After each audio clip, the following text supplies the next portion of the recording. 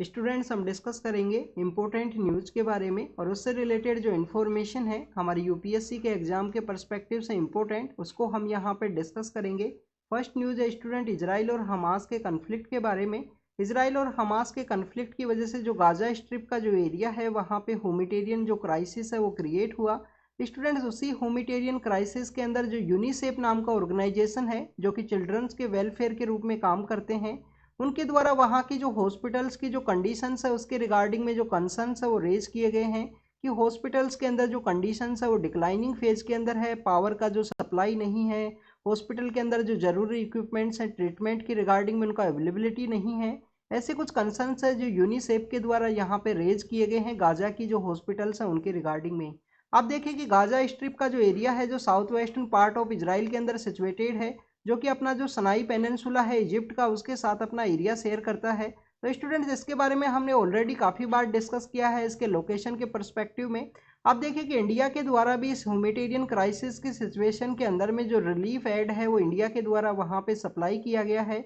और ये जो रिलीफ एड जो कल भी हमने डिस्कस किया था यूएन के परस्पेक्टिव में, ये रिलीफ एड यहाँ पे एंटर होंगे इसी सनाई पेनिनसुला के एरिया के थ्रू।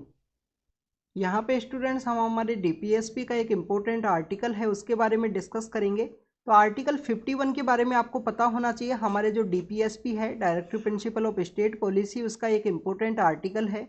आर्टिकल 51 बोलता है कि हमारी गवर्नमेंट की रिस्पॉन्सिबिलिटी है कि इंटरनेशनल जो पीस एंड सिक्योरिटी है उसको प्रमोट करना हमारी गवर्नमेंट का एक रिस्पॉन्सिबिलिटी है, उसके बारे में डिफाइन किया गया है आर्टिकल 51 के अंदर में। तो आप देखिए कि जब भी इंटरनेशनल यहाँ पे कोई भी क्राइसिस की सिचुएशन क्रिएट होती है, इंडिया के द्वारा हमेशा जो पीस है उसको प्रमोट किया जाता है। इसके अलावा स्टूडेंट्स, अगर हम पैलेस्टाइन के पर्सपेक्टिव से डिस्कस करें इंडिया और पैलेस्टाइन के जो रिलेशंस है उसके बारे में, तो इंडिया जब इसराइल को जब क्रिएट किया गया था तो उस समय जो हमारे फ्रीडम फाइटर्स हुआ करते थे उनके द्वारा इसराइल का जो क्रिएशन है उसको अपोज किया गया था स्टूडेंट्स 1948 के समय में। क्यों उसका अपोज किया गया था? तो आप देखिए कि हमारे यहाँ पे जो हमारे कंट्री का जो पार्टीशन हुआ पाकिस्तान का, वो रिलीजन के बेसिस पे पार्टीशन हुआ था। तो हमारे जो महात्मा गांधी है वो कम्प्लीटली अगेंस्ट थे कि रिलीजन के बेसिस पे किसी भी कंट्री का जो पार्टीशन है या कंट्री का जो क्रिएशन है वो नहीं होना चाहिए। अगर इंक्लूसिविटी नहीं होगी, सभी रिलीजन से उसका पार्ट नहीं होंगे, तो वहाँ पे जो डेवलपमेंट है जो डाइवर्सिटी है वो नहीं देखने के लिए मिलेगा। तो this is all about the Mahatma Gandhi का जो ओपिनियन था वहाँ पे इजराइल को क्रिएट करने के रिगार्डिंग में। पैलेस्टाइन हमारा एक इम्पोर्टेंट जो पार्ट रहा है हमारी फॉरेन पॉलिसी का। 1974 के समय में इंडिया की जो फॉरेन पॉलिसी है उसके अंडर में ही इंडिया की जो फॉरेन पॉलिसी के द्वारा India first non Arab country बनता है, फर्स्ट नॉन अरब कंट्री बनता है जिसके द्वारा पैलेस्टाइन जो लिबरेशन ऑर्गेनाइजेशन है उसको यहाँ पे एंडोर्स किया गया था, उसको यहाँ पे सपोर्ट किया गया था इंडिया के द्वारा। आप देखिए कि 1988 के समय में इंडिया यहाँ पे फर्स्ट कंट्री बनता है जिसके द्वारा पैलेस्टाइन है उसको बेसिकली सपोर्ट किया गया, उसको यहाँ पे रिकॉग्नाइज किया गया। 1992 के समय इजराइल के साथ हमने जो डिप्लोमेटिक रिलेशंस है उसको इस्टेब्लिश किया। बट 1992 के बाद में भी यूएन का जो प्लेटफॉर्म है उसके ऊपर समय समय पे इंडिया के द्वारा जो पैलेस्टाइन है उसको सपोर्ट किया गया है, चाहे यूनेस्को के अंदर उसका एंट्री हो या नॉन स्टेट एक्टर के रूप में यहाँ पे जो यूएन है उसके प्लेटफॉर्म के ऊपर उसका एंट्री हो, उसका फ्लैग लगाने की बात हो, तो इंडिया के द्वारा समय समय पे जो पैलेस्टाइन है उसको सपोर्ट किया गया था। 74 के समय जो नॉन अरब कंट्री है, फर्स्ट नॉन अरब कंट्री बनता है जिसके अंदर पीएलओ को रिकॉग्नाइज किया गया था, पैलेस्टाइन लिबरेशन ऑर्गेनाइजेशन को। तो this is all about the student जो इजराइल एंड पैलेस्टाइन के रिगार्डिंग में जो इश्यूज हैं जो टॉपिक्स न्यूज़ में थे उसको हमने डिस्कस किया। कल भी हमने इसको इसका जो क्रोनोलॉजी है उसको अंडरस्टैंड किया था कि कैसे यहाँ पे जो पैलेस्टीनियन एरिया हुआ करता था वहाँ पे जूइश कंट्री है वो इस्टेब्लिशमेंट में आया था, तो उसको हमने डिस्कस किया था।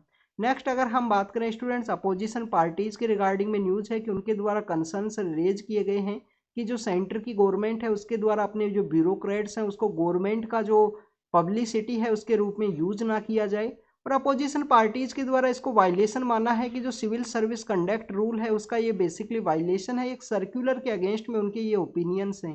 तो स्टूडेंट्स, वैसे भी आप देखिए कि सिविल सर्विस की जो इम्पोर्टेंट कुछ क्वालिटीज़ हैं कि पॉलिटिकल न्यूट्रलिटी उनके अंदर होनी चाहिए। पॉलिटिकल न्यूट्रलिटी एक इम्पोर्टेंट पिलर है जिसके थ्रू जो ब्यूरोक्रेट्स हैं वो काम करते हैं। जब भी आप सिविल सर्विस में जाओगे तो आपको सिविल सर्विस के जो कंडक्ट रूल हैं, जो रूल्स हैं, उसके अकॉर्डिंग में आप किसी भी पॉलिटिकल पार्टी है उसको सपोर्ट नहीं कर सकते हो पब्लिकली वे में। तो this is all about the civil service conduct rule, उनके बारे में यहाँ पे बात की गई है। आपको ऑल इंडिया सर्विस के बारे में भी पता होना चाहिए स्टूडेंट्स। ऑल इंडिया सर्विस को कौन से आर्टिकल के अंदर डिफाइन किया गया है? आर्टिकल 312 के अंदर ऑल इंडिया सर्विस है, उसके बारे में बताया गया है। क्या ऑल इंडिया सर्विस को यहाँ पे उनका जो सर्विस है उससे रिमूव किया जा सकता है? तो स्टूडेंट्स इसका जो डिसमिशन है, अगर आप कंट्री के अगेंस्ट में जाके कोई काम करते हो या अगेंस्ट द सर्विस रूल्स के अगेंस्ट में अगर काम करोगे, तो ऑल इंडिया सर्विस के जो पर्सन है या गवर्नमेंट सर्विस से रिलेटेड जो पर्सन है उनको आर्टिकल 311 के अंडर में उनको यहाँ पे रिमूव किया जा सकता है। तो 311 एंड 312 जो ऑल इंडिया सर्विस के बारे में बताता है, उसके बारे में आपको पता होना चाहिए। इंडिया एंड कनाडा रिलेशन के बारे में है नेक्स्ट न्यूज। तो स्टूडेंट्स वहाँ पे दोनों ही कंट्रीज के द्वारा एक दूसरे को एलिगेशंस लगाए गए हैं कि वहाँ पे वियना कन्वेंशन है उसका वायलेशन किया गया है दोनों ही कंट्रीज के द्वारा। कनाडा के द्वारा इंडिया के ऊपर लगाए गए हैं, इंडिया के द्वारा कनाडा के ऊपर लगाए गए हैं। आप देखिए कि वियना कन्वेंशन के बारे में आपको पता होना चाहिए। वियना कन्वेंशन क्या है स्टूडेंट्स? वियना कन्वेंशन बेसिकली जो डिप्लोमेटिक जो कम्युनिटीज़ हैं उनको यहाँ पे इम्यूनिटी देने के रिगार्डिंग में जो वियना कन्वेंशन है 1961 के समय एग्जिस्टेंस के अंदर में आया था। जैसे कि हमारे कोई डिप्लोमेट है वो कनाडा के अंदर सिचुएटेड है, तो हमारा जो एम्बेसी का जो एरिया है ना, उसका जो इंटीरियर पार्ट है उसके अंदर इंडिया का एक सिक्योरिटी फोर्स भी वहाँ पे सिचुएटेड होगा। आउटर पार्ट के अंदर जो कनाडा का जो सिक्योरिटी फोर्स है वो आपको देखने के लिए मिलेंगे, जिनके द्वारा उसका यहाँ पे जो सिक्योरिटी है वो किया जाएगा एम्बेसी का जो एरिया है या जो हाई कमीशन का एरिया है उसके अंदर में। नेक्स्ट आप देखिए कि इस तरीके से वहाँ पे जो सिक्योरिटी फोर्सेज हैं वो इस तरीके से वर्क करती हैं कि आउटसाइडर जो है वहाँ का जो लोकल कंट्री है उसके द्वारा सपोर्ट प्रोवाइड किया जाता है और इंटीरियर वे में जो कंट्री का एम्बेसी है उसके द्वारा होता है। नेक्स्ट आप देखिए कि वहाँ डिप्लोमेट्स के द्वारा किसी दूसरे कंट्री में अगर कोई भी एक्टिविटी की जाती है तो उनको वहाँ पे जो केस है नहीं चलाई जा सकते, क्योंकि डिप्लोमेटिक इम्यूनिटी होने की वजह से उनको उनकी कंट्री के अंदर डिपोर्ट किया जाता है। This is all about the Vienna convention. India के द्वारा जो एलिगेशंस लगाए गए हैं उसके अंदर यही है कि इंडिया के जो डिप्लोमेटिक कम्युनिटीज़ हैं उनको कंटिन्यूस जो थ्रेट है वो देखने के लिए मिला है कनाडा के अंदर में, और कनाडा का रिस्पॉन्सिबिलिटी है कि इंडिया की डिप्लोमेटिक कम्युनिटीज़ को यहाँ पे डिप्लोमेटिक जो पर्सनस है उनको यहाँ पे इम्यूनिटी है, सिक्योरिटी है, वो प्रोवाइड किया जाए। तो ये डिप्लोमेटिक इम्यूनिटी के बारे में, वियना कन्वेंशन के बारे में हमने डिस्कस किया। Next is all about the Navratra festival के बारे में है। आप देखिए कि हमारा जो ईस्टर्न पार्ट ऑफ इंडिया है, जो बंगाल का जो रीजन है, उसके अंदर क्या सेलिब्रेट किया जाता है इस समय में? दुर्गा पूजा, जो इंटेंजिबल कल्चरल हेरिटेज का भी पार्ट है। दुर्गा पूजा के बारे में कल ही हमने डिस्कस किया था, इंटेंजिबल कल्चरल हेरिटेज। इसके अलावा 13 प्रैक्टिस और हैं, जिसमें नवरोज है, योगा है, रमन है, चैंटिंग है, मुडियट्टू, कुडियट्टू, ऐसे जो थिएटर फेस्टिवल हैं केरल के, ऐसे अलग अलग जो फेस्टिवल्स हैं उनके बारे में हमने डिस्कस किया था। दुर्गा पूजा भी पार्ट है इंटेंजिबल कल्चरल हेरिटेज यूनेस्को का, जो कि कहाँ पे सेलिब्रेट किया जाता है? ईस्टर्न पार्ट ऑफ इंडिया के अंदर, जो झारखंड है, वेस्ट बंगाल है एंड छत्तीसगढ़ का एरिया है, वहाँ पे इसको सेलिब्रेट किया जाता है। स्टूडेंट्स इसी दुर्गा पूजा के फेस्टिवल के समय जो वेस्टर्न पार्ट ऑफ इंडिया है या northern part of India, rest part of India के अंदर नवरात्रा का जो फेस्टिवल है, जो 9 डेज के लिए गोडेस, मदर गोडेस को यहाँ पे वर्शिप किया जाता है 9 डेज के रिगार्डिंग में। तो this is the Navratri festival, जिसके अंदर गुजरात के अंदर एक फोक डांस है, गुजरात के अंदर एक जो लोकल डांस है वो आपको देखने के लिए मिलता है। गरबा वहाँ पे बेसिकली किया जाता है, गरबा डांडिया जो ये जो सेलिब्रेशन है वो देखने के लिए मिलता है इस नवरात्रि फेस्टिवल के अंदर में। नेक्स्ट अगर हम बात करें सियाचिन ग्लेशियर के बारे में, है कि हमारे यहाँ पे जो अग्निवीर जो बेसिकली रिक्रूट किए गए थे यंग सोल्जर्स को जो रिक्रूटमेंट का जो प्रोसेस आया था अग्निवीर, तो उसके एक पर्सन है उसका यहाँ पे ऑन ड्यूटी उन्होंने अपना जो लाइफ है उसको सेक्रीफाइस किया है। तो स्टूडेंट्स हम सियाचिन ग्लेशियर, पहले तो हम अग्निवीर स्कीम के बारे में अगर हम डिस्कस करें तो यहाँ पे बेसिक जो उम्र है वो काफ़ी कम की गई थी। 4 ईयर का जो सर्विस है उसको 4 ईयर के लिए रिगार्डिंग में जो पर्सन है उनको यहाँ पे रिक्रूट किया जाएगा। आपको अग्निवीर के बारे में पता होना चाहिए कि ये बेसिकली ये जो चेंज है वो क्यों किया गया। आप देखिए कि हमारा जो डिफेंस सेक्टर्स है उनका रिफॉर्म के रिगार्डिंग में काफ़ी सारे ऐसे इनिशिएटिव समय समय पे लिए जाते हैं, चाहे वो इक्विपमेंट के रिगार्डिंग में हो, डिफेंस सेक्टर्स को कैसे रिफॉर्म किया जा सकता है। तो उसी के अंदर अग्निवीर स्कीम है वो लाई गई थी, जिससे कि ओवरऑल एज है हमारे यहाँ पे सोल्जर्स का उसको रिड्यूस किया जा सके, उसको यंग जो सोल्जर्स है वो मैक्सिमम रिक्रूट किए जा सके। नेक्स्ट अगर हम बात करें सियाचिन ग्लेशियर के बारे में स्टूडेंट्स, तो सियाचिन ग्लेशियर के रिगार्डिंग में हमारा जो सिविल सर्विस प्रीलिम्स का 2020 का जो पेपर है उसके अंदर एक क्वेश्चन पूछा गया था कि सियाचिन ग्लेशियर कहाँ पे सिचुएटेड है? क्या लद्दाख का ईस्टर्न पार्ट के अंदर सिचुएटेड है, क्या जम्मू एंड कश्मीर के सदर्न पार्ट के अंदर सिचुएटेड है? तो वहाँ पे एक ऑप्शन था कि नुब्रा वैली जो है, जो हमारी नुब्रा वैली है, नुब्रा वैली का जो यहाँ पे नॉर्दर्न पार्ट है, नुब्रा वैली का जो नॉर्दर्न पार्ट है, northern part of Nubra valley, वहाँ पे सियाचिन ग्लेशियर है वो सिचुएटेड है। स्टूडेंट, सियाचिन ग्लेशियर को हाईएस्ट बैटल ग्राउंड के रूप से भी जानते हैं कि वर्ल्ड का ये हाईएस्ट जो सबसे ऊपर जो जो बैटल ग्राउंड है वो ये सिचुएटेड है। 1984 के समय हमारी गवर्नमेंट के द्वारा वहाँ पे ऑपरेशन मेघदूत है उसको लॉन्च किया गया था। ऑपरेशन मेघदूत को लॉन्च किया गया था हमारी डिफेंस फोर्सेज के द्वारा। वहाँ पे जो बैटल ग्राउंड है, highest battle ground, India Pakistan का जो कन्फ्लिक्ट है वो वहाँ पे रेज हुआ था। नेक्स्ट अगर हम बात करें स्टूडेंट्स एयर क्वालिटी के बारे में है। स्टूडेंट्स, एक टॉपिक हम यहाँ पे मिस किए इजराइल के रिगार्डिंग में, हमने यूनिसेफ के बारे में डिस्कस किया था। तो यूनिसेफ के बारे में आपको ये पता होना चाहिए कि यूनिसेफ बेसिकली एक फंड के रूप में ये काम करते हैं। UN, united nation children's fund है ये बेसिकली। और आप देखिएगा 23 अक्टूबर है, कल के दिन के बारे में अगर हम बात करें 24 अक्टूबर को यूएन जो यूनाइटेड नेशन है उसका इस्टेब्लिशमेंट हुआ था। यूनाइटेड नेशन का जो चिल्ड्रन फंड है ये 1946 के समय इसको क्रिएट किया गया था। बाद में ये देखिए कि यूएन का ये पार्ट बनता है, 1946 के समय इसको क्रिएट किया गया, बाद में ये यूएन का पार्ट बनता है। इसका जो हेडक्वार्टर है वो कहाँ पे सिचुएटेड है? न्यूयॉर्क के अंदर इसका हेडक्वार्टर सिचुएटेड है। तो this is all about the UNICEF, जो चिल्ड्रंस के वेलफेयर के रिगार्डिंग में उनके द्वारा काम किया जाता है। एयर क्वालिटी इंडेक्स के बारे में हम डिस्कस करेंगे। दिल्ली का जो एयर क्वालिटी इंडेक्स है आने वाले दिनों में और भी डिक्लाइनिंग फेज के अंदर जा सकता है, स्टेबल बर्निंग होने की वजह से, और भी काफ़ी कुछ ऐसे रीजन्स है जिसकी वजह से एयर क्वालिटी है वो डिक्लाइन हो सकता है। एयर क्वालिटी इंडेक्स के बारे में अगर हम बात करें स्टूडेंट, तो 8 इंपॉर्टेंट पोल्यूटेंट्स हैं जिसको इसके बेसिस पे मेजर किया जाता है, एयर क्वालिटी को बताया जाता है। कौन कौन से 8 यहाँ पे पोल्यूटेंट हैं? PM 2.5 है, PM 10 है, PM 2.5 है, PM 10 है। इसके अलावा आप देखिए कि ओजोन है। ओजोन कौन सा है? ग्राउंड लेवल के ऊपर जो ओजोन है, ये ओजोन बेसिकली स्ट्रेटोस्फेयर के अंदर अगर ओजोन है तो वो एक प्रोटेक्टर के रूप में काम करता है। और ग्राउंड लेवल के ऊपर अगर कोई ओजोन अवेलेबल है तो वो एक ग्लोबल वार्मिंग जो गैस है उसके रूप में काम करेगा। इसके अलावा देखिए कि कार्बन मोनोऑक्साइड है, कार्बन मोनोऑक्साइड आपको देखने के लिए मिलेगा। नाइट्रोजन ऑक्साइड आपको देखने के लिए मिलेगा। नाइट्रोजन ऑक्साइड के बाद में आपको सल्फाइड ऑक्साइड, सल्फर जो ऑक्साइड है वो आपको देखने के लिए मिलेगा। तो टोटल ये 6 हो चुके हैं। इसके अलावा 2 के बारे में अगर हम बात करें तो आपको लीड है, लीड को जो कि बेसिकली पीबी के थ्रू इसको शो किया जाता है।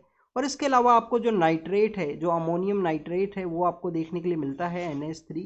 तो this is all about the कि ये जो 8 यहाँ पे इंपॉर्टेंट कंपोनेंट हैं जिसके बेसिस पे एयर क्वालिटी है उसको मेजर किया जाता है। स्टूडेंट्स, हिमाचल प्रदेश के अंदर एक कम्युनिटी है, हिमाचल प्रदेश के अंदर एक कम्युनिटीज है जिनको हट्टीज के नाम से या हाथीज के नाम से उनको जाना जाता है।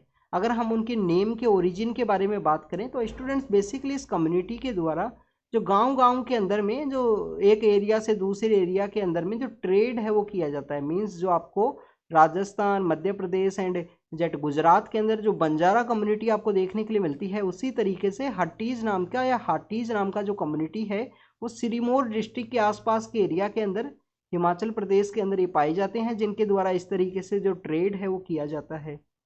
अगर हम इनके नेम के ओरिजिन के बारे में बात करें तो वो जो नेम है हाटीज, वो बेसिकली वहीं से ओरिजिन हुआ है कि जो हाट है, जो लोकल जो बाजार है वो इनके द्वारा किया जाएगा, लोकल जो ट्रेड है वो इनके द्वारा सप्लाई किया जाता है एक सेटलमेंट से दूसरे सेटलमेंट के अंदर में। उनको एसटी कम्युनिटी के अंदर में शामिल किया गया है। यहाँ पे बेसिकली जो हिमाचल प्रदेश का जो गवर्नमेंट है उसके द्वारा सेंटर से बेसिकली क्वेश्चन पूछा गया है कि कौन सी कम्युनिटी को आपने ऐड किया है, क्या ऑलरेडी जो शेड्यूल कास्ट के अंदर जिनको हमने रिकॉग्नाइज किया है, क्या उसी कम्युनिटी को आपने शेड्यूल ट्राइब के अंदर में यहाँ पे ऐड किया है। तो ये उसके रिगार्डिंग में बोला आर्टिकल है जो मेंशन किया गया था। हट्टीज कम्युनिटी कहाँ पे पाई जाती है? हट्टीज कम्युनिटी आपको देखने के लिए मिलती है हिमाचल प्रदेश का जो सिरमौर डिस्ट्रिक्ट है उसके अंदर में, जिसके नाइबर के अंदर में उत्तराखंड अपना एरिया है वो शेयर करता है। इसके अलावा आप देखें कि एक आपको जो गुर्जर कम्युनिटी है, वन गुर्जर कम्युनिटी भी हमने कुछ दिन पहले डिस्कस किया था उसको। वन गुर्जर कम्युनिटी जो कहाँ पे पाए जाते हैं, वन गुर्जर कम्युनिटीज कहाँ पे पाए जाते हैं स्टूडेंट्स? उत्तराखंड के अंदर में वो पाए जाते हैं। ऐसे एक गुर्जर कम्युनिटी है जो कि बेसिकली आपको किसके अंदर देखने के लिए मिलेगी? हिमाचल प्रदेश में, और उनको भी शेड्यूल ट्राइब है उसका स्टेटस दिया गया है। शेड्यूल ट्राइब के रिगार्डिंग में आपको पता होना चाहिए, हमारे जो कॉन्स्टिट्यूशन का आर्टिकल है 366 उसके बेसिस पे यहाँ पे डिफाइन किया जाता है। बट कोई भी ऐसा क्राइटेरिया जिसके बेसिस पे किसी भी ट्राइब को यहाँ पे शेड्यूल ट्राइब का स्टेटस दिया जाए, तो जो क्राइटेरिया है वो बेसिकली एक्सप्लेन नहीं किया गया है कॉन्स्टिट्यूशन के अंदर में। तो this is all about the Hattis community, जो कि ट्रांसगिरी का जो एरिया है, जो सिरमौर डिस्ट्रिक्ट का जो एरिया है हिमाचल प्रदेश के अंदर में, वहाँ पे पाए जाते हैं। उत्तराखंड का जो जंसौर जो बावर का जो रीजन है उसके साथ अपना एरिया शेयर करते हैं, एथनिक उससे काफ़ी ज़्यादा सिमिलर हैं। अगर हम बात करें स्टूडेंट्स हिमाचल प्रदेश के अंदर नेशनल पार्क्स के बारे में, हिमाचल प्रदेश के अंदर कौन कौन से नेशनल पार्क पाए जाते हैं, 5 वहाँ पे नेशनल पार्क हैं। ग्रेट हिमालय आपको देखने के लिए मिलेगा, ग्रेट हिमालय जो नेशनल पार्क है, जो कि बेसिकली यूनेस्को का भी पार्ट है। इसके अलावा आप देखें कि वहाँ पे आपको इंद्र किला नाम का जो नेशनल पार्क है, खीर गंगा है, खैर गंगा है, इंद्र किला है, खैर गंगा है, पिन वैली है, और आपको सिंबल बारा नाम का जो नेशनल पार्क है। ऐसे 5 नेशनल पार्क आपको देखने के लिए मिलते हैं, पिन वैली है और सिंबल बारा नाम का जो नेशनल पार्क है वो सिचुएटेड है इस हिमाचल प्रदेश के अंदर में। नेक्स्ट अगर हम बात करें स्टूडेंट, तेज नाम का जो साइक्लोन है उसके बारे में यहाँ पे मेंशन किया गया है। तेज साइक्लोन बेसिकली यहाँ पे जो डिप्रेशन का जो सिचुएशन क्रिएट हुआ अरेबियन सी के अंदर में, उससे यहाँ पे क्रिएट हुआ है, और ये यमन का जो एरिया है उसको ये हिट करेगा, इसके द्वारा। अगर हम बात करें स्टूडेंट्स इस तेज साइक्लोन के बारे में, तो इंडिया का जो केरल है उसके अंदर भी जो बारिश है वो इसकी वजह से देखने के लिए मिलेगा। साइक्लोन के पर्सपेक्टिव में आपको पता होना चाहिए कि नॉर्दर्न इंडियन ओशियन का जो रीजन है, उसके अंदर में 13 कंट्रीज, इंडियन ओशियन जिसके अंदर अरेबियन सी और बे ऑफ बंगाल इंक्लूडेड हैं, तो 13 कंट्रीज ऐसे हैं जिनके द्वारा जो साइक्लोन है उसका नेमिंग किया जाता है। 13 कंट्रीज कौन कौन से हैं उसके बारे में आपको पता होना चाहिए। क्या इंडिया वहाँ का पार्ट है? बिल्कुल पार्ट है। तो हम बेसिकली एक बार इनको डिस्कस करते हैं। म्यांमार आपको देखने के लिए मिलता है, म्यांमार के अलावा आप देखिए कि ओमान है, म्यांमार है, ओमान है। इसके अलावा आपको पाकिस्तान है, कतर है, सऊदी है,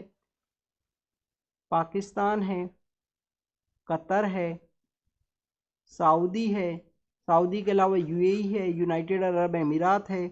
इसके अलावा आप देखिए कि अगर हम बात करें आपको ईरान भी इसका पार्ट देखने के लिए मिलेगा, यमन भी इसका पार्ट है, यमन है, ईरान है। तो ये कितने कंट्री हुए? 1 2 3 4 5 6 7 8। अगर हम इसके बारे में बात करें तो आपको 5 कंट्रीज़ का नाम और पता होना चाहिए। वो आप देखिए कि इंडिया भी इसका पार्ट है। इंडिया के अलावा आपको बांग्लादेश भी देखने के लिए मिलेगा, बांग्लादेश के अलावा जो मालदीव है वो भी इसका पार्ट है, श्रीलंका भी है, थाईलैंड भी है। तो this is all about the 5 country, total 13 countries हैं जो इंडियन ओशन रीजन के अंदर में जो नेम्स है वो उनके द्वारा डिसाइड किया जाता है। Next is all about the Mysore के बारे में है। मैसूर का जो दशहरा फेस्टिवल है उसके बारे में बताया गया है कि हेरिटेज को वहाँ पे शो किया जाएगा। स्टूडेंट्स आपको पता होना चाहिए मैसूर के अंदर जो दशहरा जो सेलिब्रेट किया जाता है वो दशहरा काफ़ी अलग है जो Vijayadashami northern part of India के अंदर सेलिब्रेट किया जाता है उससे, क्योंकि वहाँ पे गॉडेस दुर्गा के द्वारा जिस एविल पर्सन को वहाँ पे मर्डर किया गया था, जो मारा गया था, उसका जो प्रोसेस है उसको दिखाया जाता है। दशहरा को काफ़ी अच्छे से सेलिब्रेट किया जाता है मैसूर का रीजन के अंदर में। इंडिया के अंदर अगर हम दशहरा का रीजन के बारे में बात करें जो दशहरा फेस्टिवल है उसके बारे में, तो मैसूर के अंदर उसको सेलिब्रेट किया जाता है। राजस्थान के अंदर कोटा है, और आप हिमाचल प्रदेश के अंदर जिसमें हमने डिस्कस किया वहाँ पे कुल्लू का जो रीजन है वहाँ पे दशहरा है वो आपको देखने के लिए मिलता है। अगर हम दशहरा फेस्टिवल के बारे में बात करें, मैसूर का जो दशहरा फेस्टिवल है उसके बारे में, तो विजयनगर एम्पायर के समय इसका जो ओरिजिन है वो आपको देखने के लिए मिलता है 1336 में, जिस विजयनगर एम्पायर को हरिहरा एंड बुक्का नाम के जो पर्सन है जिसके द्वारा इस्टेब्लिश किया गया था। 4 उसके अंदर डायनेस्टी हुआ करती थी, सुलवा तुलवा, और आप बता देना कमेंट सेक्शन के अंदर में कौन कौन सी डायनेस्टी हुआ करती थी। तो वहाँ पे जो दशहरा है उसको मनाया जाता है। रिसेंटली अगर हम मैसूर के बारे में बात करें तो आप देखिए कि रिसेंटली मैसूर न्यूज़ के अंदर में था कि जो होयसाल डायनेस्टी है, तो स्टूडेंट्स होयसाल डायनेस्टी के कुछ जो टेम्पल्स हैं जिनको यूनेस्को के अंदर में रिकॉग्नाइज किया गया, 42nd वो साइट बनी है इंडिया का। टोटल 42nd साइट्स अब यूनिवर्सल है जो यूनेस्को का जो हेरिटेज लिस्ट है उसके अंदर में। मैसूर के अंदर टीपू सुल्तान भी रूल किया करते थे। टीपू सुल्तान के बाद में हैदर अली बेसिकली ओरिजिन है, उसके बाद में टीपू सुल्तान पावर के अंदर में आएंगे। ब्रिटिश के साथ में 4 लड़ाई है लड़ते हैं, श्रीरंगपट्टनम उनका एरिया हुआ करता था। तो this is all about the Mysore. उसके बाद में आप देखें ब्रिटिश के द्वारा जो वाडियार डायनेस्टी है उसका इस्टेब्लिशमेंट वहाँ पे किया जाता है after the 4th Anglo Mysore war के बाद में। नेक्स्ट अगर हम बात करें स्टूडेंट, उसी मैसूर रीजन के पास में यहाँ पे जो कावेरी है, कावेरी का ओरिजिन होता है और कावेरी रिवर के बारे में यहाँ पे मेंशन किया गया है कि कोगाडू डिस्ट्रिक्ट के अंदर में जो कावेरी वहाँ पे ओरिजिन होती है, वहाँ का जो इकोसिस्टम है रेन डेफिसिट होने की वजह से काफ़ी सारा एक सेंसिटिव क्राइसिस है वो वहाँ पे क्रिएट हुआ है। तो नेक्स्ट आप देखिए कि कावेरी का जो ओरिजिन है उसके बारे में आपको पता होना चाहिए। कावेरी का जो ओरिजिन आपको कहाँ से देखने के लिए मिलता है स्टूडेंट्स, जो ब्रह्मगिरी हिल हैं, ब्रह्मगिरी हिल हैं कहाँ पे, ताल कावेरी नाम की जो जगह है, ताल कावेरी नाम की जो जगह है ब्रह्मगिरी हिल्स के अंदर में, वहाँ पे जो कावेरी रिवर है उसका ओरिजिन होता है। वेस्टर्न घाट का जो पार्ट है वेस्ट यहाँ पे वहाँ पे ओरिजिन होगा कर्नाटका के अंदर में। और नेक्स्ट आप देखिए कर्नाटका के बाद में तमिलनाडु के अंदर ये फ्लो करती हैं और उसके बाद में पुडुचेरी के अंदर भी कुछ एरिया में जो पानी है वो आपका देखने के लिए मिलता है। तो स्टूडेंट्स रिवर का जो कोर्स है, यहाँ पे जो रिवर इस तरीके से फ्लो कर रही है तो आपको रिवर के कोर्स के बेसिस पे इसकी जो कुछ ट्रिब्यूटरीज हैं उसके बारे में आपको पता होना चाहिए। कावेरी के अगर हम लेफ्ट बैंक ट्रिब्यूटरीज के बारे में बात करें, मींस इस साइड से जो इसको एंटर करती हैं या ज्वाइन करती हैं लेफ्ट बैंक ट्रिब्यूटरीज, तो लेफ्ट बैंक ट्रिब्यूटरीज स्टूडेंट्स इसका है हेरंगी नाम का जो रिवर है, हारंगी नाम का रिवर है। इसके अलावा हेमावती है, सीमसा है, अर्कावती है, हेमावती है, हरांगी, हेमावती, अर्कावती, अर्कावती है। इसके अलावा सीमसा नाम की जो रिवर है वो बेसिकली किसका पार्ट है, लेफ्ट बैंक ट्रिब्यूटरी है कावेरी रिवर का। अगर हम राइट बैंक ट्रिब्यूटरी जो कि राइट साइड से ज्वाइन करेंगे, रिवर के कोर्स के अकॉर्डिंग डिसाइड होता है बेसिकली। तो राइट बैंक ट्रिब्यूटरी आपको देखने के लिए मिलती हैं जिसके अंदर काबिनी है, भावानी है, स्वर्णावती है, लक्ष्मणा है, ऐसी काफ़ी सारी रिवर हैं। काबिनी है, काबिनी के अलावा आपको देखने के लिए मिलेगी सुरनावती है, सुरनावती है, सुरनावती के अलावा इसको आप में जो भावानी है, भावानी जो नदी है। तो ये राइट बैंक ट्रिब्यूटरी है, लेफ्ट बैंक ट्रिब्यूटरी है, इनके बारे में आपको पता होना चाहिए। कावेरी रिवर को लोकल किस नाम से जाना जाता है, पोनी के नाम से जाना जाता है। इसका जो कोर्स है, जो दोनों रेनफॉल के थ्रू जो पानी है वो रिसीव करता है, हाफ जो है साउथ वेस्ट मानसून के थ्रू, हाफ यहाँ पे नॉर्थ ईस्ट मानसून जिसका अब स्टार्ट होने वाला है जो कोरामंडल कोस्ट के ऊपर में। नेक्स्ट आप देखिए कि अभी रिसेंटली एक केस था, केस के अंदर में बताया गया है कि जो राइट टू मैरी है वो फंडामेंटल राइट का पार्ट नहीं है, उसी को यहाँ पे कम्प्लीटली डिस्कस किया गया है। हमारे यहाँ पे जो होमोसेक्सुअलिटी है उसके रिगार्डिंग में नाज फाउंडेशन का केस आया, नाज फाउंडेशन के अंदर में यहाँ पे अलाउ किया गया सेम सेक्स जो पर्सनस हैं, सेम जेंडर के जो पर्सनस हैं उनको यहाँ पे रिलेशनशिप के रिगार्डिंग में। उसके बाद में आप देखिए कि नाज फाउंडेशन के बाद में यहाँ पे सुरेश कुमार कौशल आता है। सुरेश कुमार कौशल, सुप्रीम कोर्ट का ये केस है, उसको रिजेक्ट कर दिया गया नाज फाउंडेशन के जजमेंट को। उसके बाद में इसी बीच में कुछ 2 इम्पोर्टेंट जो यहाँ पे डेवलपमेंट्स हैं वो होते हैं। 2 इम्पोर्टेंट डेवलपमेंट कौन कौन से हैं, एक तो आपको नालसा केस देखने के लिए मिलेगा। नालसा का केस क्या है स्टूडेंट, नालसा का केस है कि यहाँ पे जो थर्ड जेंडर है उसको अलाउ किया गया कि आपको जो जेंडर है वो खुद के बेसिस पे डिसाइड करना है, तो यहाँ पे जेंडर है उसको अलाउ किया गया। एक राइट टू प्राइवेसी के अंदर केएस पुट्टास्वामी केस आता है। तो इन दोनों केसेस की वजह से यहाँ पे नवतेज सिंह जौहर केस के अंदर में जो एलजीबीटी कम्युनिटी है, जो सेम जेंडर से बिलोंग करने वाले जो पर्सन हैं उनके जो सेक्सुअल रिलेशन है उनको अलाउ किया गया है। बट अगर हम बात करें कि सेक्शन 377 को यहाँ पे स्ट्रक डाउन किया गया, तो स्टूडेंट्स सेक्शन 377 को स्ट्रक डाउन नहीं किया गया था, इसके अंदर में सिर्फ अलाउ किया गया था कि सेम सेक्स जो पर्सन हैं, मीन्स सेम जेंडर से जो बिलोंग करने वाले हैं वो उनका जो रिलेशन है उसको अलाउ किया गया था। उसको एक डीक्रिमिनलाइज ऑफेंस है उसके रूप में डिसाइड किया गया कि अगर उनके बीच में कुछ भी होता है तो उसको क्रिमिनलाइज ऑफेंस के रूप में ना देखा जाए। अभी यहाँ पे अलग अलग जो केस हैं वो फाइल किए गए सुप्रीम कोर्ट के अंदर में कि उनको जो स्पेशल मैरिज एक्ट है उसके अंडर में हमको रिकॉग्नाइज कीजिए, हम एक दूसरे को पार्टनर के रूप में रिकॉग्नाइज कर सकें। इसके अलावा हम एक दूसरे को यहाँ पे एक दूसरे का नॉमिनी बना सकें। कोई भी हम इंश्योरेंस स्कीम्स लेते हैं या किसी भी तरीके का जो बैंक अकाउंट ओपन करते हैं, एक दूसरे का जो नॉमिनी है इंश्योरेंस के अंदर में हम नॉमिनेट कर सकें, तो उसको सुप्रीम कोर्ट ने रिजेक्ट किया। सुप्रीम कोर्ट के द्वारा कहा गया कि कोई भी फंडामेंटल राइट नहीं है यहाँ पे राइट टू मैरी का। तो उसी को यहाँ पे डिस्कस किया गया है कि हमने 1948 के समय यूएन का जो universal declaration of human right है, universal declaration of human right है उसके हम सिग्नेटरी हैं, और उसके सिग्नेटरी होने की वजह से वहाँ पे जो राइट टू मैरी है उसका पार्ट दिया गया है कि किसी भी एक पर्सन को, वैसे भी आप देखिए कि आर्टिकल 21 के अंडर में हमको राइट टू लाइफ का पार्ट है, तो राइट टू लाइफ हमारी डिग्निफाइड होनी चाहिए, हम हमारा जो कोई भी पर्सन है उसको हम चूज कर सकते हैं। राइट टू मैरी भी इनडायरेक्टली वहाँ पे मेंशन है, बट सुप्रीम कोर्ट के द्वारा राइट टू मैरी को एज ए फंडामेंटल पार्ट है नहीं माना, उसी को इसमें डिस्कस किया गया है। This is all about the right, एक इंपॉर्टेंट आर्टिकल है, इसको आप डिटेल में डिस्कस करना है। इन केसेस के बारे में आपको पता होना चाहिए, नाज फाउंडेशन, सुरेश कुमार कौशल, नवतेज सिंह जौहर, नालसा, के.एस. पुट्टास्वामी केस है। तो this is all about the fundamental right का जो इनडायरेक्टली पार्ट है उसके बारे में मेंशन किया गया है। स्टूडेंट्स, लेबर फोर्स पार्टिसिपेशन के बारे में यहाँ पे बात की गई है कि पेंडेमिक के बाद में लेबर फोर्स पार्टिसिपेशन के अंदर फीमेल्स का जो वर्क है वो इंक्रीज हुआ है। तो स्टूडेंट, पीरियोडिक लेबर फोर्स के थ्रू भी शो किया गया है कि वुमेन्स का जो पार्टिसिपेशन है वो यहाँ पे इंक्रीज हुआ, बट वो पार्टिसिपेशन आप देखिए कि इंडिविजुअल बेसिस जो वर्क है उनके बेसिस पे इंक्रीज बताया गया है। यहाँ पे वेज के अंदर जो डिफरेंस है उसकी यहाँ पे बात की गई है। तो ये कुछ ऐसे पॉइंट्स है जिसको यहाँ पे डिस्कस किया गया। इसके अलावा आपको पता होना चाहिए कि अगर हमारे यहाँ पे फीमेल लेबर फोर्स का जो पार्टिसिपेशन है, फीमेल लेबर फोर्स का जो पार्टिसिपेशन अगर वो हम 50% अचीव कर लेंगे तो हमारे यहाँ पे जो इंडिया का जो जीडीपी ग्रोथ है वो काफ़ी ज़्यादा आपको देखने के लिए मिलेगा। ये किसके द्वारा कहा गया था? आईएमएफ को हेड किया करते थे क्रिस्टा लिगार्डे नाम की जो पर्सन है उनके द्वारा हेड किया गया था। तो उनके द्वारा एक स्टेटमेंट है कि इंडिया अगर फीमेल लेबर फोर्स पार्टिसिपेशन है उसको अचीव करता है तो इंडिया का जो जीडीपी ग्रोथ है वो काफ़ी ज़्यादा आपको देखने के लिए मिलेगा। नेक्स्ट अगर हम बात करें स्टूडेंट, डिफेंस सेक्टर के अंदर हमारी आर्मी के अंदर जो चीता एंड चेतक नाम के जो हेलीकॉप्टर्स हैं उनको आने वाले समय में फेज आउट किया जाएगा, उनको धीरे धीरे रिड्यूस किया जाएगा, उसके बारे में यहाँ पे बताया गया है। डिफेंस के मॉडर्नाइजेशन के रिगार्डिंग में है, नए नए जो वेपन्स हैं, इक्विपमेंट्स हैं, उनको यहाँ पे समय समय पे ऐड किया जाता है डिफेंस के सेक्टर के अंदर में।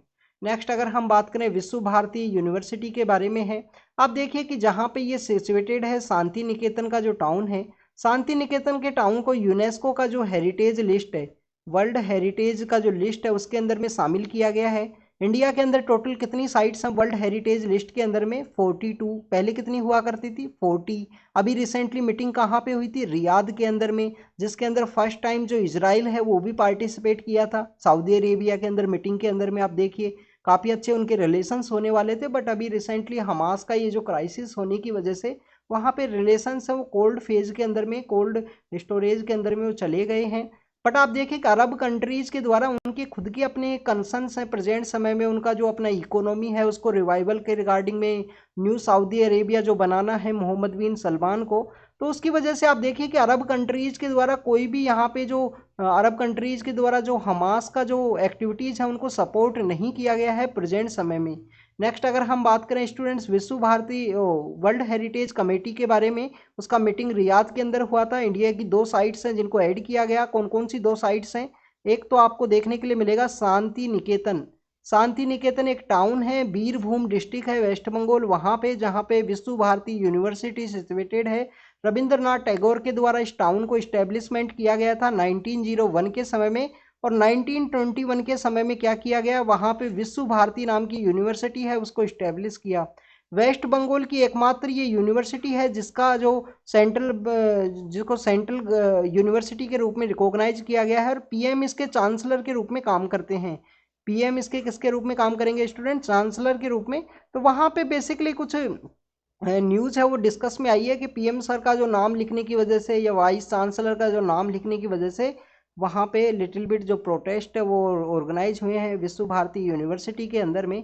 नेक्स्ट आपको ये पता होना चाहिए स्टूडेंट, जो शांति निकेतन का जो एरिया है वहाँ पे जो देवेंद्र नाथ टैगोर हैं, जो फादर ऑफ रविंद्रनाथ टैगोर, देवेंद्र नाथ टैगोर, जो कि ब्रह्म समाज से रिलेटेड, तत्वबोधिनी पत्रिका से रिलेटेड हैं। तो देवेंद्र नाथ टैगोर के द्वारा यहाँ पे जो शांति निकेतन जहाँ सिचुएटेड है वहाँ पे एक आश्रम है 1963 के समय उनके द्वारा स्टार्ट किया गया था, और उसी आश्रम के अंदर में 1901 में रविंद्रनाथ टैगोर के द्वारा सब शांति निकेतन का जो टाउन है वो बनाया गया, बाद में यूनिवर्सिटी बनाया गया। आप देखिए कि हमारा जो मेंस का एग्जामिनेशन है, मेंस का कौन सा एग्जामिनेशन 2023 का, उसके अंदर भी क्वेश्चन पूछा गया था कि रविंद्रनाथ टैगोर का एजुकेशन के रिगार्डिंग में क्या पॉइंट है। आपको उनका जो इम्पोर्टेंट इंस्टीट्यूशंस है वो आप कोट करोगे आंसर के अंदर में। विश्व भारती यूनिवर्सिटी है जो उनके द्वारा बनाई गई, शांति निकेतन का टाउन है। नेशनलिज्म के ऊपर इनके क्या विचार थे, कल्ट ऑफ चरखा, जो गांधी जी का जो कल्ट ऑफ चरखा का जो चरखा जो कॉन्सेप्ट है उसको इनके द्वारा बेसिकली क्रिटिसाइज भी किया गया था। ये क्वेश्चन भी 2021 का जो प्रीलिम्स है उसके अंदर पूछ लिया गया था कल्ट ऑफ चरखा के रिगार्डिंग में। तो this is all about the विश्व भारती यूनिवर्सिटी। इसके अलावा जो दूसरी साइट ऐड की गई थी वो है स्टूडेंट्स मैसूर के अंदर जो होयसाल टेम्पल्स हैं, होयसाल डायनेस्टी के द्वारा जो टेम्पल्स बनाए गए उनको यहाँ पे रिकॉग्नाइज किया गया है यूनेस्को का जो वर्ल्ड हेरिटेज लिस्ट है उसके अंदर में।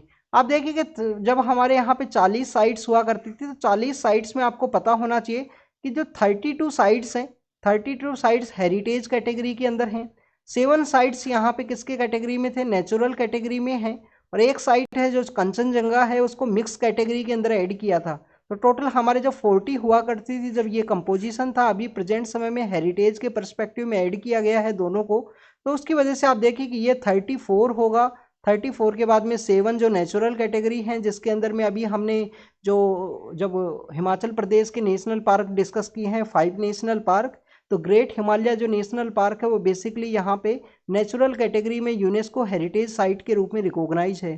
5 नेशनल पार्क कौन से अभी हमने याद किए थे उसके हिमाचल प्रदेश के, एक ग्रेट हिमालय नेशनल पार्क है, इंदर किला है, खैर गंगा है, पिन वैली है, और सिंबल सारा नाम का जो नेशनल पार्क है जो सिरमौर डिस्ट्रिक्ट के आसपास एरियाज के अंदर ये सिचुएटेड है। इसके अंदर आपको ये पता होना चाहिए जो खीर गंगा नाम का जो नेशनल पार्क है वो ग्रेट हिमालयाज और पिन वैली का ही जो साइड बाई पार्ट है वहाँ पे वो सिचुएटेड है। नेक्स्ट अगर हम बात करें स्टूडेंट्स, नेक्स्ट न्यूज़ है वर्ल्ड के पर्सपेक्टिव में। उसके अंदर आप देखिए कि जो साउथ चाइना सी है उसके अंदर में जो फिलीपाइंस एंड जो चाइना है उनका जो कन्फ्लिक्ट है वो कंटिन्यूस रेज हुआ है। सपोज कीजिए ये साउथ चाइना सी है, यहाँ पे जो क्या सिचुएटेड है, फिलीपाइन सिचुएटेड है, काफ़ी सारे आइलैंड कंट्रीज हैं। आप देखिए कि साइक्लोन से इफेक्टेड ये कंट्री आपको देखने के लिए मिलता है फिलीपाइंस। साइक्लोन्स काफ़ी ज़्यादा आते हैं, मनीला इनका जो कैपिटल है। ये जो चाइना के द्वारा एक 9 डैश लाइन है वो बनाई गई है, 9 डैश लाइन जो बनाई गई है और काफ़ी ज़्यादा बनाई गई है। यूएन क्लोज का ये वायलेशन है, यूएन क्लोज जो 1982 के समय आया था कि हमारा जो लैंड एरिया है उससे 200 न्यूटिकल माइल्स तक आप अपना जो टेरिटोरी जो सी का एरिया है उसके ऊपर आप अपना जो काम है वो कर सकते हो। अब आप देखिए कि इसके अंदर में जो चाइना का जो ये पार्ट है, चाइना का ये पार्ट है, यहाँ पे क्या सिचुएटेड है, यहाँ पे सिचुएटेड है ताइवान। यहाँ पे क्या सिचुएटेड है, यहाँ पे आपको हांगकांग देखने के लिए मिलेगा। यहाँ पे पार्सल आइलैंड है, पार्सल आइलैंड इधर सिचुएटेड है, स्पार्थली आइलैंड यहाँ पे सिचुएटेड है। और ये 9 डैश लाइन के अंदर इनको कवर किया गया है। यूएन क्लोज का वायलेशन है, मनीला के द्वारा कंटिन्यूस जो वॉइस है वो रेज की गई थी। अभी चाइना के द्वारा गलत जो मैप है वो भी निकाल दिया गया था, जिसके अंदर में काफ़ी सारे एरियाज को अपने ही अंडर उनके द्वारा दिखाया गया है, जिसमें साउथ ईस्ट एशिया की काफ़ी सारे कंट्रीज के द्वारा उसको क्रिटिसाइज किया गया था। तो this is all about the China and Philippines के बारे में। मनीला उनका कैपिटल है। इंटरनेशनल राइस रिसर्च इंस्टीट्यूट भी मनीला के अंदर ही और फिलीपाइंस के अंदर ही सिचुएटेड है। इसके अलावा आपको एक और पता होना चाहिए, रमन मैग्सेसे जो अवार्ड है वो जो मनीला के वहाँ से ही दिया जाता है, फिलीपाइंस के वहाँ से ही। तो this is all about the Philippines. काफ़ी सारे साइक्लोन्स वहाँ पे आते हैं। एशियन डेवलपमेंट बैंक जो हमारा है, एशियन डेवलपमेंट बैंक जो 1966 के समय स्टार्ट किया गया था, उसका भी हेडक्वार्टर वहीं पे सिचुएटेड है। नेक्स्ट आप देखिए कि ईरान के अंदर में जो महसा अमीनी है उन्होंने प्रोटेस्ट किया था, उनका डेथ हो गया था, कस्टोडियल डेथ। उसको जो रिपोर्ट किया गया टू जर्नलिस्ट के द्वारा, उनको यहाँ पे जो लाइफ टाइम जेल है वो दिया गया है ईरान के अंदर में। तो महिलाओं को जो इक्वल राइट्स है वो वहाँ पे नहीं है। आप देखिए कि यही जो ईरान है जिसके अंदर जो नोबेल पीस प्राइज़ है इस साल दिया गया है, नोबेल पीस प्राइज़ वहाँ से जो मोहम्मदी जो पर्सन है उनको बेसिकली जो नोबेल पीस प्राइज़ है वो दिया गया। 2003 के अंदर पहली जो महिला है जिनको नोबेल पीस प्राइज़ दिया गया था ईरान से, जिनका नाम है सरीन इबादी, सरीन इबादी नाम है उनका, जिनको दिया गया।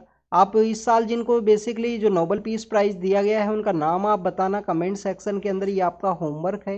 नेक्स्ट अगर हम बात करें स्टूडेंट साइंटिफिक कम्युनिटी के रिगार्डिंग का न्यूज़ है कि आप देखिए कि हमारे यहाँ पे काफ़ी सारे ऐसी जो नए नए जो आउटब्रेक हैं वो देखने के लिए मिलते हैं, और उनका जो मेन पैथोजन है, जो मेन जो यहाँ पे वायरस है उसका ओरिजिन कहाँ से देखने के लिए मिलता है, हमारे जो बैट्स हैं उनके थ्रू। चाहे हम कोविड-19 की बात करें, चाहे अगर हम बात करें जो अलग अलग वायरस हैं जिनका आउटब्रेक होता है समय समय पे, उनका जो ओरिजिन है वो बैट के बारे में बताया गया है। तो साइंटिफिक कम्युनिटी के रिगार्डिंग में कंसर्न्स रेज हुआ है कि जब वो इस पैथोजन को ये बैट्स कैरी करते हैं, फ्रूट बैट जब उसको कैरी करते हैं, तो ये फ्रूट बैट बेसिकली उनको क्यों इफेक्ट नहीं करता, क्यों ये मैमल्स या दूसरे जो ह्यूमन बींग्स हैं उनको ये इफेक्ट करता है। इनके अंदर बेसिकली ऐसा क्या है कि कौन सा एंटीवायरल जो इन्फ्लेमेटरी जो यहाँ पे इनके द्वारा डेवलप किए जाते हैं जिससे कि इनको खुद को वो बेसिकली प्रोटेक्ट करते हैं। तो स्टूडेंट्स उसके अंदर बेसिकली आपको जो इम्यून रिलेटेड जो जीन्स है उनका जो पॉजिटिव सिलेक्शन है वो देखने के लिए मिलता है कि इनके जो जीन्स के द्वारा जो पॉजिटिव सिलेक्शन है वो किया जाता है, जिसके थ्रू बैट्स यहाँ पे अडोप्ट करते हैं, कंट्रोल करते हैं स्प्रेड ऑफ वायरस को, और वो एंटीवायरल जो इन्फ्लेमेटरी जो मिटिगेशन है उनके द्वारा किया जाता है, जो फ्रूट्स को यहाँ जो बैट्स फ्रूट बैट को यहाँ पे प्रोटेक्ट करता है। मीन्स उनके जो जीन्स के द्वारा एंटी वायरल जो इन्फ्लेमेटरी मिटिगेशन है वो किए जाते हैं जिससे वो उनको प्रोटेक्ट करता है। और डीएनए के प्रोसेस के बारे में भी बताया गया है कि कैसे वो कैंसर के थ्रू इनको बचाता है। This is all about the bats के बारे में। साइंस के पर्सपेक्टिव में एक इंपॉर्टेंट आर्टिकल है, रीड जरूर से करना। नेक्स्ट अगर हम बात करें स्टूडेंट्स, नेक्स्ट है स्टूडेंट फ्लोरोसीन्स के बारे में कि कैसे हमारे यहाँ पे जो अलग अलग जानवर्स हैं, एनिमल्स हैं, वो ग्लो करते हैं, उसके बारे में यहाँ पे बताया गया है। तो आपको बेसिकली कुछ इंपॉर्टेंट यहाँ पे जो स्काई का ब्लू कलर जो है, ब्लू क्यों होता है, जो स्कैटरिंग ऑफ लाइट है उस कॉन्सेप्ट के बारे में आपको पता होना चाहिए। स्कैटरिंग ऑफ लाइट का जो कॉन्सेप्ट है उसके बारे में पता होना चाहिए। जो कौन सा यहाँ पे कॉन्सेप्ट है, रेलिक का जो कॉन्सेप्ट है, रेलिक का जो स्कैटरिंग का जो कॉन्सेप्ट क्या है कि जो शॉर्टर वेवलेंथ की लाइट होंगी वो मोर स्ट्रांगली यहाँ पे जिनको रिफ्लेक्ट है वो किया जाता है, जिसमें आपको जो विजिबल स्पेक्ट्रम के अंदर में ब्लू सबसे शॉर्टेस्ट वेवलेंथ का लाइट है तो वो आपको देखने के लिए मिलती है मैक्सिमम, इसी वजह से स्काई है उसका ब्लू कलर है। फ्लोरोसीन्स के बारे में अगर हम बात करें तो ये बेसिकली क्या है कि ऑब्जेक्ट के द्वारा कोई लाइट है उसको एब्जॉर्ब किया जाता है, और हाई एनर्जी का जो लाइट है उसको एब्जॉर्ब किया जाता है, और जो लो एनर्जी का लाइट है उसको यहाँ पे रिफ्लेक्ट किया जाता है। तो उसी को यहाँ पे बताया गया है और इस कॉन्सेप्ट को यूज किया जाता है हमारे जो फ्लोरोसिन लैम्प्स हैं उनके अंदर में, इस कॉन्सेप्ट को यूज किया जाता है साइंटिस्ट के द्वारा। तो this is all about the अलग अलग जो टॉपिक्स हैं उनके बारे में हमने डिस्कस किया, जो भी इम्पोर्टेंट इन्फॉर्मेशन है। तो आज का जो न्यूज़पेपर डिस्कशन है काफ़ी लेट हो गया स्टूडेंट्स, उसके बिहाइंड का रीज़न है आज नवरात्रि का फेस्टिवल होने की वजह से, और आप देखिए कि कल जो न्यूज़पेपर है वो नहीं आएगा स्टूडेंट्स। तो thank you students, thank you very much.